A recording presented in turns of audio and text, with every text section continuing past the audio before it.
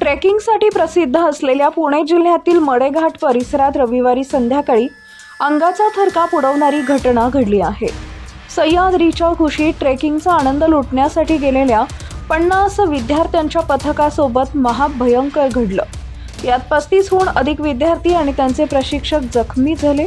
मात्र दुर्गम भागात स्थानिक ग्रामस्थांनी जीवाची पर्वा न करता केलेल्या बचाव कार्यामुळे मोठा अनर्थ टळला।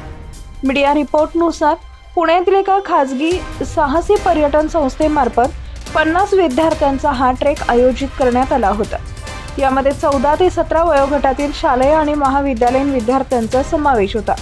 मडेघाट ते उपंडा असा या ट्रेकचा मार्ग होता। घाट उतरून मध्यभागी असलेल्या गर्द झाडीच्या परिसरातून विद्यार्थी जात असताना अचानक झाडावर असलेल्या आग्या मोहाळाच्या मधमाशा उठल्या। काही करण्याच्या आतच हजारो मधमाशांनी विद्यार्थ्यांवर हल्ला चढवला। मधमाशांच्या हल्ल्यामुळे विद्यार्थ्यांमध्ये एकच घबराट पसरली।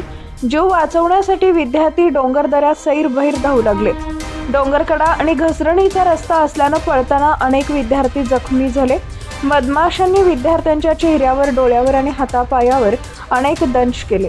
10हून अधिक विद्यार्थी गंभीर जखमी झाले असून त्यांच्या अंगावर मधमाशांचे असंख्य दंश पाहायला मिळत आहेत, तर 25 जणांना किरकोळ जखमा झाल्यात।